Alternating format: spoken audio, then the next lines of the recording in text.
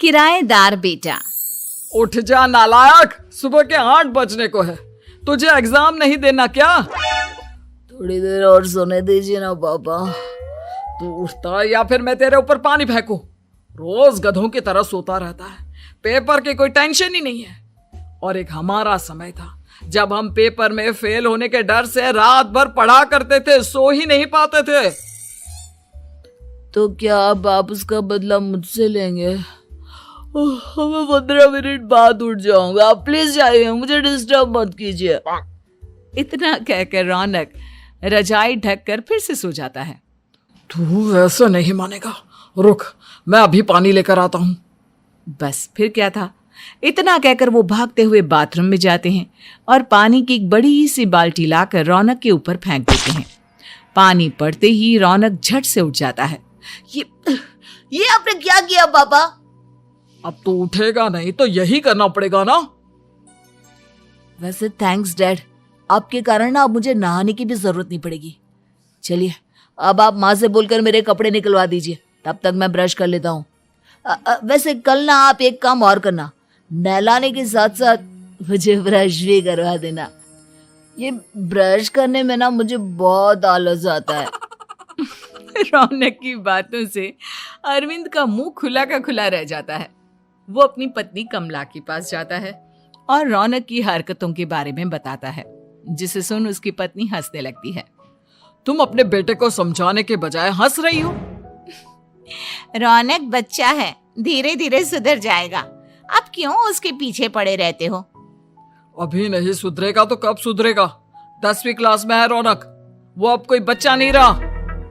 अरविंद की इतना बोलते ही वहां रौनक भी आ जाता है। क्या डैड, मैंने आपको एक काम दिया था, वो भी नहीं हुआ आपसे। अरे क्या हुआ बेटा? माँ, मैंने डैड से बोला था कि वो आपको बोलकर मेरे स्कूल की यूनिफॉर्म निकाल दे, लेकिन मेरे पीछे पड़ने के अलावा इनसे एक काम ढंग से नहीं होता। देख रही हो कमला, देख रही हो अपने लाडले को? अरे आप चुप रहिए जी। चलो बेटा, मैं तुम्हें कपड़े निकाल कर दे देती हूँ। बस ऐसे ही साल पर साल बीतते जाते हैं, लेकिन रौनक के रवैये में कोई बदलाव नहीं आता। वो पहले से भी ज्यादा आलसी और पूरी तरह अपने माता पिता पर निर्भर हो जाता है। 2 साल बाद पता नहीं कहाँ गायब रहता है पूरे दिन, अब तक तो आ जाना चाहिए था।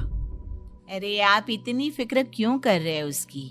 दोस्तों के साथ खेल रहा होगा, आ जाएगा अभी। ये कोई टाइम है खेलने का? 10 बजने वाले हैं, इतनी रात में कौन खेलता है? कमला कुछ कहती उससे पहले ही रौनक वहां आ जाता है। मम्मी जल्दी से खाना लगा दो, बहुत भूख लग रही है। तुम्हें तब तक खाना नहीं मिलेगा जब तक तुम बता नहीं देते कि इतनी रात गए कहां से आ रहे हो। ओ प्लीज डैड, अब आप एसी पे प्रद्युमन बनकर मेरे सर पर बंदूक लेकर मत बैठ जाना। अपनी फालतू की बकवास बंद कर और बता कहां से आ रहा है। माँ अब समझाइए ना डैड को। बता देना बेटा, इनको भी तसल्ली हो जाएगी। आप बोल रही हैं तो बता देता हूँ, मैं दोस्तों के साथ मूवी देखने गया था, इसलिए देर हो गई। तो इन सब चीजों में मेरे पैसे उड़ाता है। कभी 1 रुपया कमाने के बारे में सोचा है तूने? जब देखो हवा की तरह पैसे उड़ाता रहता है। माँ अब आप इन्हें चुप करा दीजिए, वरना ना मुझे गुस्सा आ जाएगा। अच्छा क्या कर लेगा? बता ना क्या कर लेगा तू? वैसे बात तो ठीक ही है, मैं कर ही क्या सकता हूँ। पैसे तो फिर भी मैं आपसे ही मांगूंगा ना। चलिए अब ये सब बात छोड़िए और मम्मी मेरे लिए खाना लगा दीजिए। अभी लगा देती हूँ बेटा। मैं बता रहा हूँ कमला, एक दिन ये ऐसे ही बिगड़ जाएगा। ओफो, आप क्यों इतना पीछे पड़े रहते हो मेरे बच्चे के? बात की बाद में देखेंगे, अभी आप शांति से उसे खाना खाने देंगे। अगले दिन डैडी मुझे 10,000 रुपए चाहिए। हाँ? अब इतने पैसे क्यों चाहिए तुझे? डैड आप बिना सवाल किए कभी पैसे नहीं दे सकते क्या? जब तक तू बताएगा नहीं तुझे पैसे भी नहीं मिलेंगे। अरे अब आप अपने बेटे को पैसे भी नहीं दे सकते? नालायक, तेरी उम्र के लोग नौकरी करते हैं और एक तू है जो नौकरी करने का नाम ही नहीं लेता कभी। आप लोगों के होते हुए भला मैं नौकरी क्यों करूं? अरे हम कब तक पैसे देंगे तुझे? तुझे भी तो अपने पैरों पर खड़ा होना होगा ना। कौन सा उधार के पैरों पर खड़ा हूं? अपने ही तो पैरों पर खड़ा हूं मैं। इसी तरह रौनक दिन प्रतिदिन लापरवाह होता जाता है। उसकी लापरवाही को देखते हुए अरविंद और कमला अपने बेटे की शादी कराने का फैसला लेते हैं और 1 महीने के अंदर अंदर ही रौनक की शादी मेघा नाम की लड़की से करा देते हैं। शादी के कुछ दिन बाद, रौनक, मुझे एक अच्छी सी साड़ी चाहिए, आप ला दोगे ना? हाँ, क्यों नहीं। कितने तक की आती है साड़ी? यही करीब 5,000 तक की। तुम चिंता मत करो, मैं आज ही डैडी से पैसे मांगकर तुम्हारे लिए साड़ी ले आऊंगा। आप कब तक ऐसे ही अपने पापा से पैसे मांगते रहेंगी? कोई अच्छी सी नौकरी क्यों नहीं कर लेते आप? अरे डैड के होते हुए मुझे नौकरी करने की जरूरत ही क्या है? पर आप ऐसे कब तक उनसे पैसे मांगते रहेंगे? कुछ आपको अपने दम पर भी तो करना होगा ना। अब तुम भी बाकी लोगों की तरह मुझे ज्ञान देना शुरू मत कर देना। साड़ी चाहिए ना तुम्हें, मिल जाएगी बस। इतना कहकर रौनक अपने पिता से पैसे मांगने चला जाता है। डैडी, मुझे 5,000 रुपया चाहिए।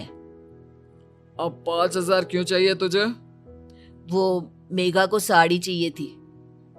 अरविंद आगे बिना कुछ कहे चुपचाप उसे पैसे निकाल कर दे देता है। कुछ दिन बाद, तुम्हें नहीं लगता कमला, रौनक हम पर पहले से भी ज्यादा डिपेंड हो गया है? मुझे तो अब उसके भविष्य की चिंता होने लगी है। कल को हमें कुछ हो गया तो वो क्या करेगा? काश तुमने पहले ये सोच लिया होता तो आज हमारा बेटा इतना लापरवाह नहीं होता। तब मुझे कहाँ पता था कि मेरा लाड प्यार उसे इतना बिगाड़ देगा कि वो इस हद तक लापरवाह बन जाएगा।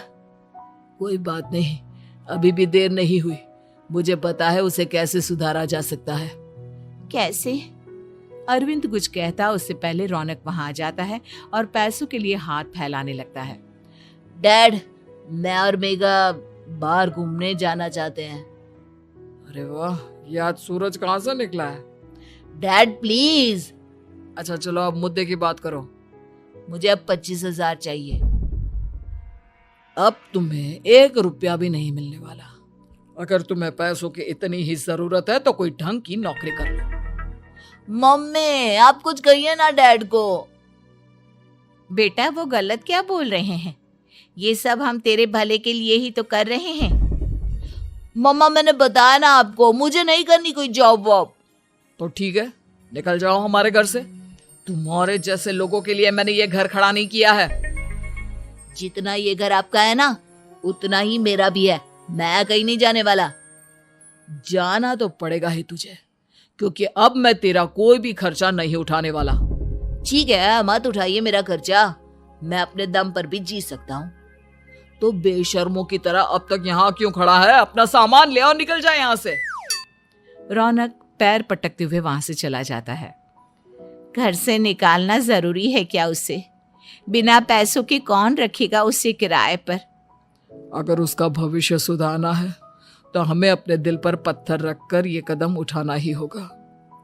दोनों बात कर रहे होते हैं कि रौनक अपनी पत्नी के साथ एक बड़ा सा बैग लेकर घर से निकल जाता है, लेकिन घर से बाहर उसे कोई भी मुफ्त में अपने घर किराए पर नहीं रखता।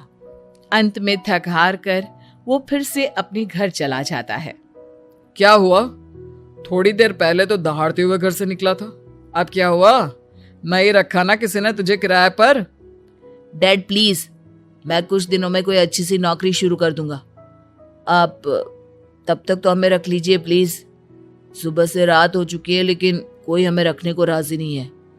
अब आप ही बताइए, इतनी रात को मैं मेघा को लेकर कहाँ जाऊंगा?